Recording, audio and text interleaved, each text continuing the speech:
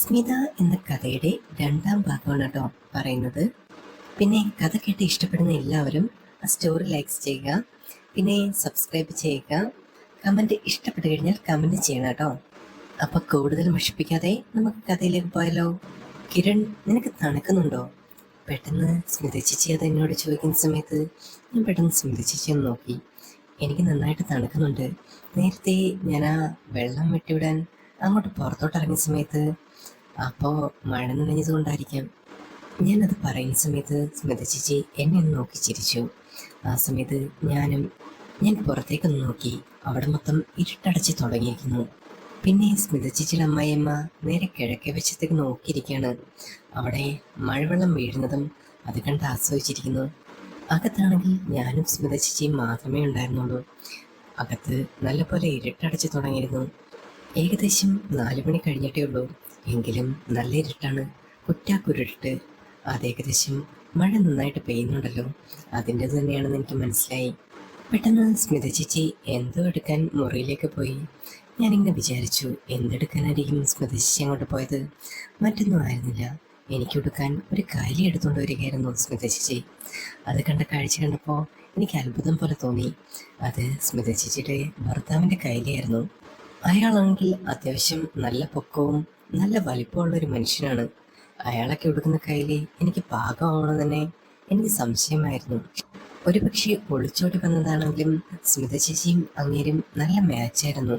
കാരണം സ്മിത ചേച്ചിയെ നല്ല പൊക്കവും പിന്നെ അതിനകത്ത് വണ്ണവും ഒക്കെ ഉണ്ടായതുകൊണ്ട് തന്നെ ആ ചേട്ടനുമായിട്ട് നല്ല മാച്ചാണെന്ന് എനിക്ക് തന്നെ തോന്നിയിരുന്നു. പെട്ടെന്ന് സ്മിത ചേച്ചി അത് എൻ്റെ കയ്യിൽ കൊണ്ടു തന്നിട്ട് പറഞ്ഞു, ഇന്ന് ഇത് വേണമെങ്കിൽ നീ കൊടുത്തോ എന്ന് പറഞ്ഞ് എൻ്റെ കയ്യിലേക്ക് തരുന്ന സമയത്ത് ഞാനൊരു പുഞ്ചിരിയോടെ വാങ്ങിച്ചു. അത്യാവശ്യം നല്ല വലിപ്പമുള്ള കൈലിയായിരുന്നു. സ്മിത ചേച്ചി അതെടുത്ത് എൻ്റെ കയ്യിലേക്ക് തരുന്ന സമയത്ത് ഞാനൊരു പുഞ്ചിരിയോടെ സ്മിത ചേച്ചിയുടെ മുറിയിലേക്ക് തന്നെ പോയി. കാരണം തുണി മാറാൻ അവിടെ തന്നെ ആയിരുന്നല്ലോ സേഫ് ആയിട്ടുള്ള പ്ലേസ്. അതുകൊണ്ട് തന്നെ ഞാൻ മുറിയിലേക്ക് പോകുന്ന സമയത്ത് സ്മിത ചേച്ചി എന്നെ നോക്കി ഒന്ന് ചിരിക്കുന്നുണ്ടായിരുന്നു. ഞാൻ പതുക്കെ നനഞ്ഞ വസ്ത്രങ്ങളെല്ലാം അവിടെ മാറിയിട്ടിട്ട് സ്മിത ചേച്ചി തന്ന ആ കൈലിയും എടുത്തുകൊണ്ട് പുറത്തേക്ക് ഇറങ്ങി. ആ സമയം പുറത്ത് ഇടിമട്ടും നല്ല മഴയും വീണ്ടും പെയ്തുകൊണ്ടേയിരുന്നു. ഇന്ന് നല്ല മിന്നലുണ്ടല്ലോ എന്ന് പെട്ടെന്ന് സ്മിത ചേച്ചി എന്നോട് ചോദിക്കുന്ന സമയത്ത് ഞാൻ പുറത്തേക്ക് നോക്കി. അതെ, നന്നായിട്ട് മഴ പെയ്യുന്നുണ്ട്. എനിക്കാണെങ്കിൽ നല്ല കിടുങ്ങലും തോന്നുന്നുണ്ട്. പെട്ടെന്ന് ഞാനൊന്ന് കിടുങ്ങുന്ന സമയത്ത് സ്മിത ചേച്ചി എന്നെ നോക്കിയിട്ട് ചോദിച്ചു, എന്താണ് എൻ്റെ ചിക്ക, നിനക്കെന്താണ് ഇങ്ങനെ കിടുങ്ങാതെ നിൽക്കാൻ വയ്യേ എന്ന് ചോദിക്കുന്ന സമയത്ത് ഞാൻ തന്നെ പറഞ്ഞു, എനിക്കിത് കൊച്ചിലെ മുതലേ ഉള്ളതാണ്. തണുത്ത കാറ്റടിച്ചു കഴിഞ്ഞാൽ ഇങ്ങനെയൊക്കെയുള്ള കിടുങ്ങലും കാര്യങ്ങളൊക്കെ ഉണ്ടാവും. പെട്ടെന്ന് ഒരു തമാശ എന്ന പോലെ സ്മിത ചേച്ചി എന്നോട് ചോദിച്ചു, എന്താണ് മോനെ, അടുപ്പ് വല്ലതും കത്തിക്കേണ്ട ആവശ്യമുണ്ടോ? അല്ല, നിൻ്റെ ഈ തണുപ്പും കാര്യങ്ങളൊക്കെ മാറി അത്യാവശ്യം ചൂടാവാൻ വേണ്ടിയിട്ട് അടുപ്പ് കത്തിക്കേണ്ടി വരണമെന്ന് ചോദിച്ചതാണ്. അയ്യോ ചേച്ചി, അങ്ങനെയൊന്നുമില്ല. എനിക്കാണെന്നുണ്ടെങ്കിൽ പുതയ്ക്കാൻ എന്തെങ്കിലും കിട്ടിയാൽ മതി. പിന്നെ പണ്ടാണെന്നുണ്ടെങ്കിൽ ഞാനിങ്ങനെ അടുപ്പ് കായുമായിരുന്നു. അത് അമ്മ എന്തെങ്കിലും ദോശയും കാര്യങ്ങളൊക്കെ ചുടുന്ന സമയത്ത് അവിടെ പോയി ഇങ്ങനെ ഇരിക്കും. അപ്പോൾ ചെറിയൊരു ചൂടും കാര്യങ്ങളൊക്കെ കിട്ടുമല്ലോ, അതൊരു വല്ലാത്ത രസമായിരുന്നു. പെട്ടെന്ന് ഞാൻ അത് പറയുന്ന സമയത്ത് നീ ഭയങ്കര രസത്തിൻ്റെയൊക്കെ ആളാണല്ലേ എന്ന് സ്മിത ചേച്ചി എന്നോട് ചോദിച്ചു. പെട്ടെന്ന് ചേച്ചിയുടെ തമാശകളും കാര്യങ്ങളും എനിക്ക് ഒരുപാട് ഇഷ്ടപ്പെടുന്നുണ്ടായിരുന്നു. ഞാൻ ഒരു പുഞ്ചിരിയോടെ ഇങ്ങനെ നിൽക്കുന്ന സമയത്ത് സ്മിത ചേച്ചി എൻ്റെ അടുത്ത് പറഞ്ഞു, നീ ഒരു കാര്യം ചെയ്യ്, ദേ ഇവിടെ വന്നിരുന്നോ, നീ ഞാൻ പുതപ്പെടുത്തോ, ദേ ആ വെട്ടിക്കിടക്കുന്ന സാധനമാണ്, അതെടുത്ത് പുതച്ചിരുന്നോ, അല്ലെങ്കിൽ നീ ഇങ്ങനെ പനിച്ചുറച്ചുകൊണ്ടേയിരിക്കും. അത് പറയുന്ന സമയത്ത് ഞാൻ നേരെ സ്മിത ചേച്ചിയുടെ മുറിയിൽ പോയി ആ ഒരു ബെഡ്ഷീറ്റും കാര്യങ്ങളൊക്കെ എടുത്തുകൊണ്ടുവന്ന് നേരെ ഹാളിലിരുന്നു. അപ്പോൾ ആ ബെഡ്ഷീറ്റിന് നല്ലൊരു പെർഫ്യൂമിൻ്റെ മണം ഉണ്ടായിരുന്നു. എനിക്കത് മണത്ത് നോക്കിയ സമയത്ത് എന്താണെന്ന് പിടിയിട്ടില്ല. എന്തോ ആദ്യം എനിക്ക് തോന്നി നല്ലൊരു പെർഫ്യൂമിൻ്റെ മണമായിരിക്കും, പിന്നെ എനിക്ക് തോന്നി എന്തെങ്കിലും പൗഡറിൻ്റെ മണമായിരിക്കും. അങ്ങനെ ഞാനിങ്ങനെ ആലോചിച്ചുകൊണ്ടേയിരുന്നു. പെട്ടെന്ന് ഞാൻ സ്മിത ചേച്ചിയുടെ കണ്ണിലേക്ക് നോക്കിയിട്ട് ചോദിച്ചു, എന്താ ഇങ്ങനെ നോക്കുന്നേ എന്ന് ചോദിച്ച സമയത്ത് തന്നെ ഞാൻ പറഞ്ഞു, ചേച്ചി എന്തെങ്കിലും പെർഫ്യൂമോ കാര്യങ്ങളോ അടിക്കുന്നുണ്ടോ? ഇവിടെ എല്ലാം നല്ല മണമുണ്ട്, എനിക്ക് ഫീൽ ചെയ്തു, അതുകൊണ്ട് ചോദിച്ചാൽ. പെട്ടെന്ന് ചേച്ചീനെ പറഞ്ഞു, ഹസ്ബൻഡ് കൊണ്ടുവന്ന കുറേ സ്പ്രേയും കാര്യങ്ങളൊക്കെ ഉണ്ട്, അതൊക്കെയാണ് യൂസ് ചെയ്യുന്നത് എന്ന് പറഞ്ഞു. അത് പറയുമ്പോൾ ഞാൻ തന്നെ പറഞ്ഞു, ആണോ, എനിക്ക് അപ്പോഴേ തന്നെ തോന്നി ചേച്ചി, ചേച്ചി എന്തൊക്കെയോ യൂസ് ചെയ്യുന്നതൊക്കെ എനിക്ക് ഫീൽ ചെയ്യുന്നുണ്ട്. അതങ്ങനെയൊന്നും ഇല്ലടാ, ഇടയ്ക്കിടയ്ക്ക് എനിക്കിങ്ങനെ തോന്നുന്ന സമയത്ത് അടിയും, അത്രേ ഉള്ളൂ. സ്മിത ചേച്ചി പറയുന്ന കാര്യങ്ങളെല്ലാം ഒരു ചിരിയോടെ ഞാൻ കേൾക്കുന്ന സമയത്ത് പെട്ടെന്ന് സ്മിത ചേച്ചി എന്നോട് ചോദിച്ചു, എന്താ നിനക്ക് പെർഫ്യൂം എന്തെങ്കിലും വേണം എന്ന് ചോദിക്കുമ്പോൾ ഞാൻ പറഞ്ഞു, വേണ്ട ചേച്ചി, ഞാൻ ചോദിച്ചതേ ഉള്ളൂ. നല്ല സ്മെല്ലുണ്ട്, ആ ഒരു അട്രാക്റ്റീവ് സ്മെല്ലാണ് അതിൻ്റെ. അത് പെട്ടെന്ന് നമുക്ക് ഒരു ആകർഷണം തോന്നും ആ ഒരു പെർഫ്യൂം സ്മെല്ല്, അതുകൊണ്ട് ചോദിച്ചാണ്. ഞാനത് പറഞ്ഞു തീരുന്നതിന് മുമ്പേ സ്മൃതിജി നേരെ മുറിയിലേക്ക് പോയി. ശേഷം കയ്യിൽ എന്തോ ഒരു ചെറിയൊരു സ്പ്രേ കൊണ്ടുവന്നു. അതിൻ്റെ ബ്രാൻഡ് ഏതാണെന്ന് എനിക്ക് മനസ്സിലായില്ല. പക്ഷേ ചേച്ചി കൊണ്ടുവന്ന് എൻ്റെ കയ്യിലേക്ക് അടിച്ചു. ശേഷം എന്നോട് പറഞ്ഞു, നീ ഒന്ന് മണത്ത് നോക്കിക്കേ, അപ്പോൾ അറിയാം എൻ്റെ സ്മെല്ലും കാര്യങ്ങളൊക്കെ, ഒന്ന് നോക്ക്. ചേച്ചി പറഞ്ഞു തരുന്നതിന് മുമ്പ് തന്നെ ഞാനത് മണത്ത് നോക്കി. എന്തോ ഒരു സ്പെഷ്യൽ മണം. അത് ചേച്ചിയുടെ മണം തന്നെയായിരുന്നു. കാരണം ഇടയ്ക്കിടയ്ക്ക് ചേച്ചി ആ ഒരു പെർഫ്യൂമും കാര്യങ്ങളൊക്കെ അടിക്കാറുണ്ടല്ലോ. ഞാൻ പെട്ടെന്ന് ചേച്ചിയോട് പറഞ്ഞു, നല്ല മണം, നല്ല രസമുണ്ട് ഇത് മണപ്പിച്ച് നോക്കാൻ. പെട്ടെന്ന് ചേച്ചി എനിക്ക് മറുപടി പറഞ്ഞു, ഇത് അങ്ങനെ ആപ്പ മണമൊന്നുമല്ല മോനെ. നമ്മുടെ ഗൾഫ് നാടുകളിലെ അറബി പെണ്ണുങ്ങൾ മാത്രം അടിക്കുന്ന ചില പ്രത്യേകതരം സ്പ്രേ ഉണ്ട്, അതേപോലെ ഒരു സ്പ്രേ ആണിത് എന്ന് ചേച്ചി എൻ്റെ അടുത്ത് പറയുമ്പോൾ ഞാനത് ഒന്നുകൂടെ മണപ്പിച്ച് നോക്കി. ചേച്ചി പറഞ്ഞ് ശരിയാണ്, എന്തോ ഒരു ചാമ്പ്രാണിയുടെയും പിന്നെ കുന്തിരിക്കം അതുപോലുള്ളൊരു സ്മെല്ല്. അതെന്തോ ഊതെന്നാണ് വട്ടപ്പുഴ പറയുന്നത്. പെട്ടെന്ന് ഞാൻ ചേച്ചിയോട് പറഞ്ഞു, ഇത് നല്ല മണമുണ്ട് ചേച്ചി, എനിക്ക് ഒരുപാട് ഇഷ്ടപ്പെട്ടു കേട്ടോ. ഇത് കണക്കൊരെണ്ണം വാങ്ങിക്കണമെന്നൊക്കെ എനിക്ക് ആഗ്രഹമുണ്ട്, പക്ഷേ എനിക്കത് സാധിക്കുമെന്ന് അറിയില്ല എന്ന് പറയുമ്പോൾ ചേച്ചി അത് നിർബന്ധിച്ച് എൻ്റെ കയ്യിലേക്ക് തന്നു. നീ ഇതങ്ങോട്ട് വെച്ചേ, നീ കോളേജിലൊക്കെ പഠിക്കുന്ന ഒരു ചെക്കനല്ലേ, അപ്പോൾ ഇങ്ങനെയുള്ള സാധനങ്ങളൊക്കെ അടിച്ചുകൊണ്ട് പോയി കഴിഞ്ഞാൽ പെമ്പിള്ളേരെ നോക്കത്തുള്ളൂ. അല്ലാതെ ഇങ്ങനെയുള്ള സംഭവങ്ങളൊക്കെ നമ്മളൊക്കെ ട്രൈ ചെയ്ത് നോക്കണം, അല്ലെങ്കിൽ പിന്നെ എന്താണ് ലൈഫ് എന്ന് ചേച്ചി പറയുമ്പോൾ ഞാൻ ചേച്ചി നോക്കി. പെട്ടെന്ന് ചേച്ചി കോളേജ് ലൈഫൊക്കെ ഒരുപാട് അടിച്ചു പൊളിച്ചതാണല്ലേ എന്ന് ഞാൻ ഒറ്റ നിമിഷം കൊണ്ട് തന്നെ ചേച്ചിയോട് ചോദിച്ചു. ആ സമയത്ത് ഒരു പുഞ്ചിരി മാത്രം ചേച്ചി മറുപടി തന്നു. ആ സമയത്ത് തന്നെ ചേച്ചിയുടെ കോളേജ് ലൈഫ് എനിക്ക് ഊഹിക്കാമായിരുന്നു.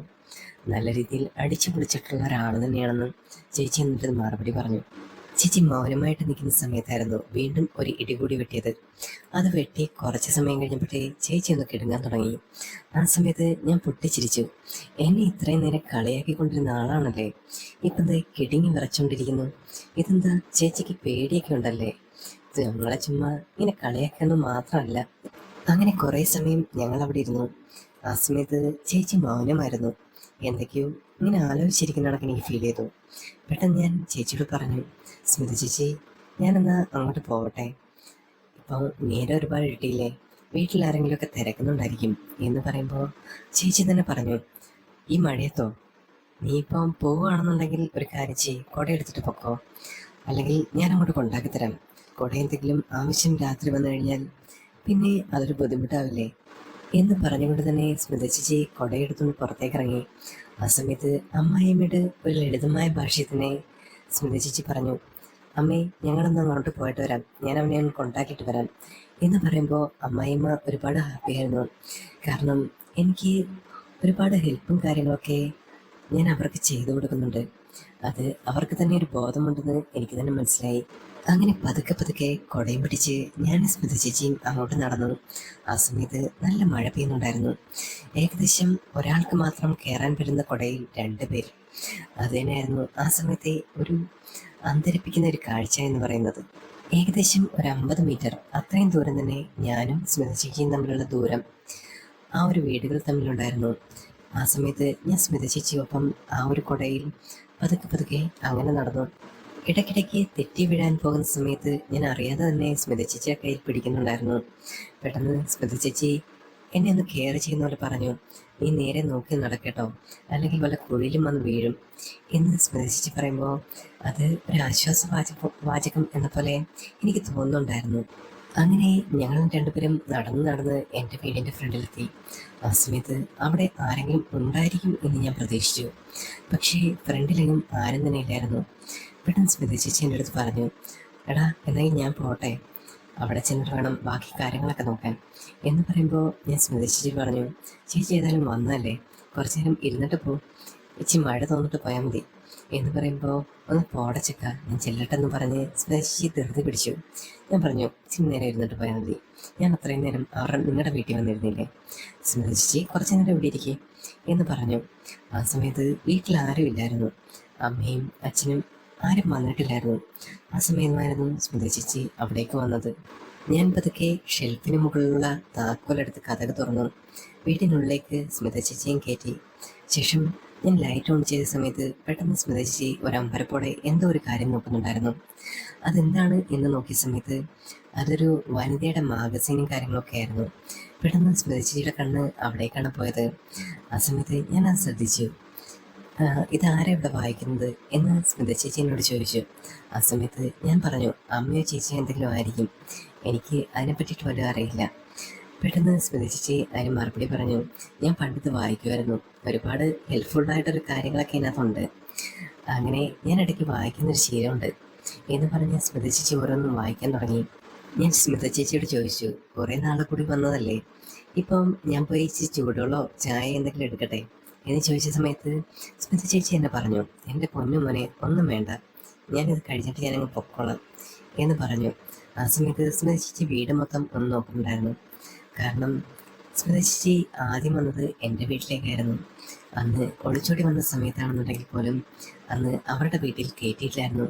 അതുകൊണ്ട് തന്നെ എൻ്റെ വീട്ടിലായിരുന്നു അവർ വന്നത്. അന്നത്തെ ദിവസം അവർ ഇവിടെയായിരുന്നു നിന്നത്.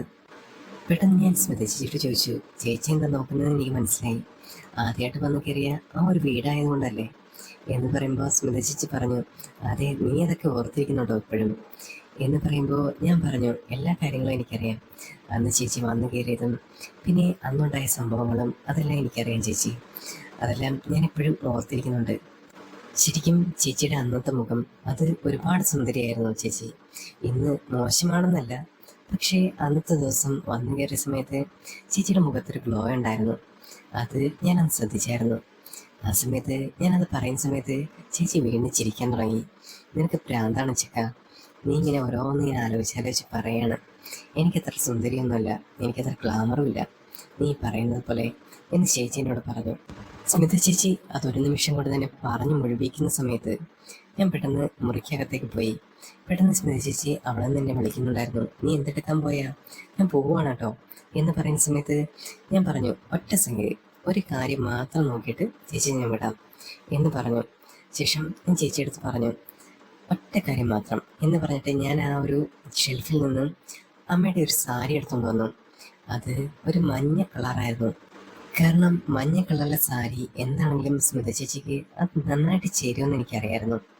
അന്ന് ആദ്യമായിട്ട് എൻ്റെ വീട്ടിൽ വന്ന സമയത്ത് ഒരു മഞ്ഞ കളർ ചുരിദാറായിരുന്നു ചേച്ചി ഇട്ടുന്നത്. അതുകൊണ്ട് തന്നെ അന്നത്തെ ദിവസം ഞാനത് ശ്രദ്ധിച്ചായിരുന്നു.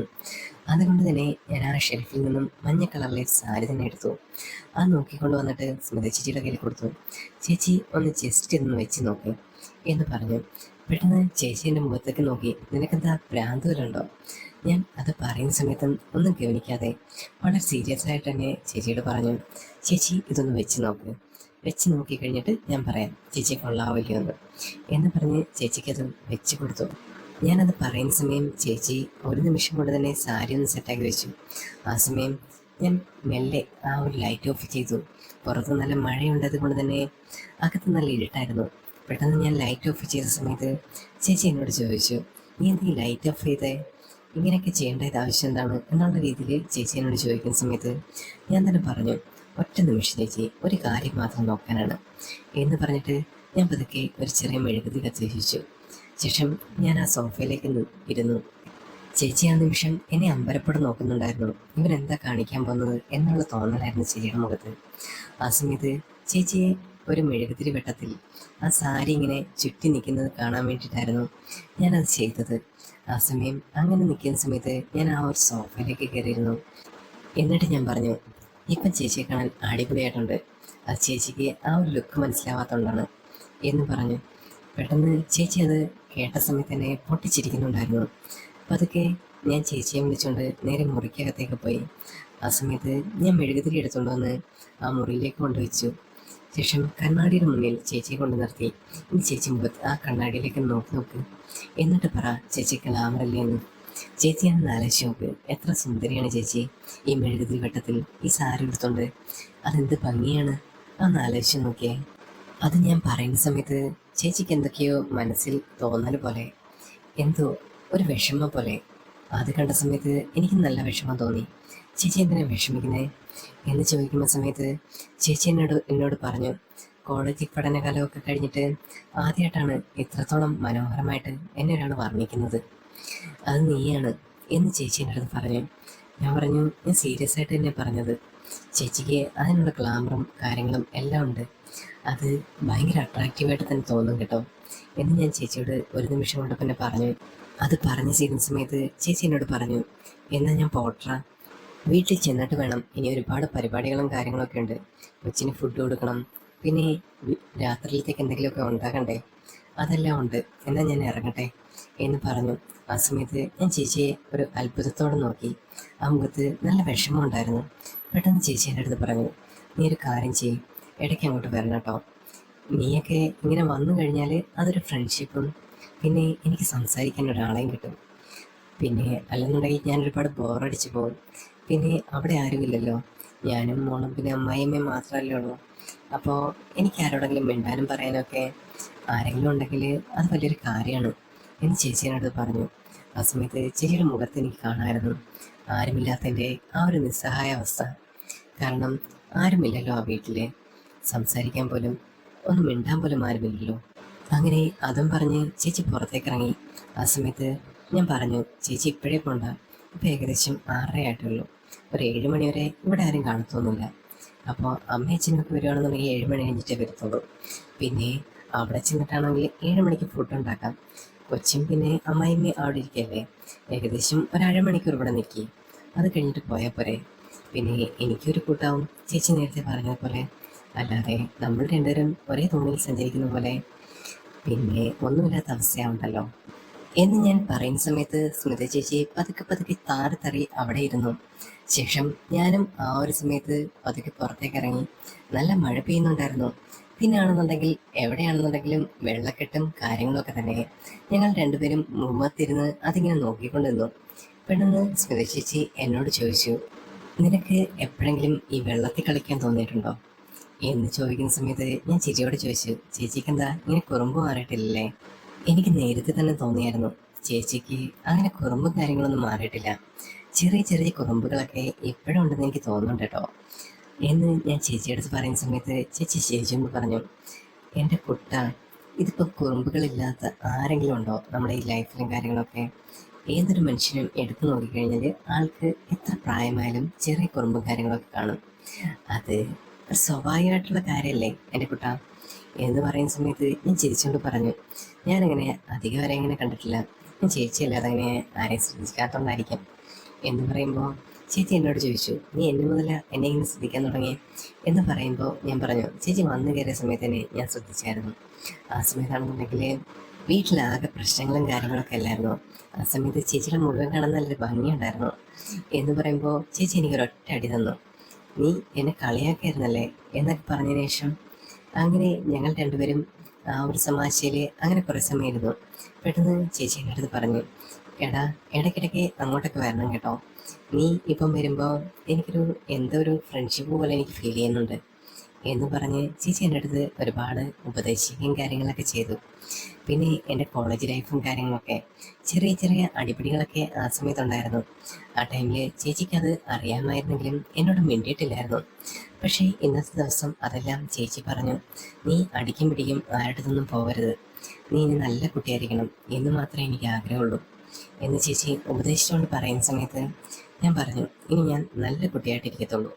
ചേച്ചി പറഞ്ഞു കഴിഞ്ഞാൽ പിന്നെ അപ്പീലൊന്നുമില്ല, അത് മാത്രമേ എനിക്ക് മനസ്സിലുള്ളൂ എന്ന് പറയുന്ന സമയത്ത് ചേച്ചിയും ചിരിച്ചുകൊണ്ട് പറഞ്ഞു, ഓ ആവാ, പിന്നെ കാണാൻ നിന്നെ കുറച്ച് സമയം കഴിയുമ്പോൾ അടിയുണ്ടാക്കിയിട്ട് എൻ്റെ അടുത്തേക്ക് തന്നെ വരും എന്ന് ചേച്ചി ചിരിച്ചുകൊണ്ട് പറയുമ്പോൾ ഞാൻ പറഞ്ഞു, ഇനി അങ്ങനെയൊന്നും ഉണ്ടാകത്തില്ല.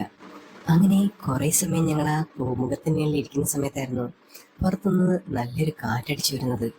മഴയും കാറ്റും കൂടെയൊക്കെ ആകുന്ന സമയത്ത് പ്രത്യേക ഒരു അനുഭവമാണല്ലോ, അത് തന്നെ എനിക്ക് ഫീൽ ചെയ്തു. പെട്ടെന്ന് ആ ഒരു മഴ പെയ്തുകൊണ്ടിരിക്കുന്ന സമയത്ത് കാറ്റടിച്ച് ആ മഴത്തുള്ളികളെല്ലാം അകത്തേക്ക് അടിച്ചു കയറി. ചേച്ചിയും ഞാനും വീണ്ടും നനഞ്ഞു.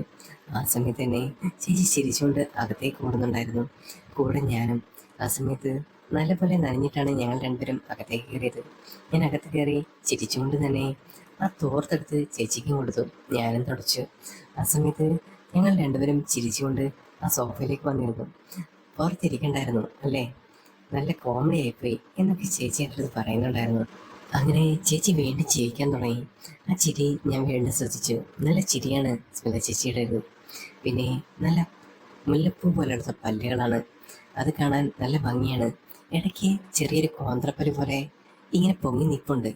അത് കാണാൻ പ്രത്യേക ഭംഗിയാണ്. ചിലർക്ക് ഈ പറയുന്ന പോലെ ഒരു എടമ്പല്ല് നല്ല ഭംഗിയായിരിക്കും. അത് ചിലർക്ക് മാത്രം കിട്ടുന്നൊരു കാര്യമാണ്. അത് സ്മിത ചേച്ചിക്കും ഉണ്ടായിരുന്നു എന്നെനിക്കറിയായിരുന്നു. പെട്ടെന്ന് സ്മിത ചേച്ചി എൻ്റെ അടുത്ത് പറഞ്ഞു, എന്നാൽ പിന്നെ ഞാൻ ഇറങ്ങട്ടറാ, വീട്ടിലെന്തെങ്കിലും ആവശ്യമുണ്ടെങ്കിൽ ഞാൻ വിളിക്കും കേട്ടോ, നിന്റെ നമ്പറൊന്ന് പറഞ്ഞേരേ എന്ന് പറഞ്ഞ് ചേച്ചി എൻ്റെ കയ്യിൽ നിന്ന് നമ്പർ വാങ്ങിച്ചു.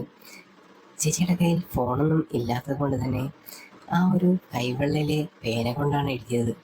അതുകൊണ്ട് തന്നെ അവിടെ ചെല്ലുമ്പം അത് മാഞ്ഞു പോവോ എന്നെനിക്കൊരു ഭയം ഉണ്ടായിരുന്നു. അങ്ങനെ എൻ്റെ കയ്യിൽ നിന്നും ഫോൺ നമ്പർ വാങ്ങിച്ച് ചേച്ചി നേരെ അപ്പുറത്തെ വീട്ടിലേക്ക് കുടയെടുത്തോണ്ടിറങ്ങി. ആ സമയത്ത് ചേച്ചി പോകുന്നത് ഞാനിങ്ങനെ നോക്കിക്കൊണ്ട് നിന്നു. ആ സമയം എനിക്കെന്തോ നഷ്ടപ്പെടുന്ന പോലെ ഒരു ഫീലായിരുന്നു. അത്രയും നേരം ഉണ്ടായിരുന്ന ഒരു സൗഹൃദം, പിന്നെ ചേച്ചിയുടെ ആ കെയർ എല്ലാം എന്തോ നഷ്ടപ്പെടുന്ന പോലെ ഫീൽ ചെയ്തു. പക്ഷേ ആ സമയം ഞാനിങ്ങനെ ആലോചിച്ചുകൊണ്ടിരുന്നു, ചേച്ചി ഉണ്ടായിരുന്ന നിമിഷങ്ങൾ അടിപൊളി തന്നെയാണ് എന്ന് ഞാൻ മനസ്സിൽ വിചാരിച്ചിരിക്കുമ്പോൾ ചേച്ചി അപ്പുറത്തെത്തിയിരുന്നു. ഈ ഒരു കഥയുടെ അടുത്ത ഭാഗം ഉടൻ തന്നെ അപ്ലോഡ് ചെയ്യുന്നതായിരിക്കും. ഈ ഒരു ഭാഗം ഇഷ്ടപ്പെട്ടവർ ലൈക്ക് ചെയ്യുക, സബ്സ്ക്രൈബ് ചെയ്യുക, കമൻറ്റ് ചെയ്യുക.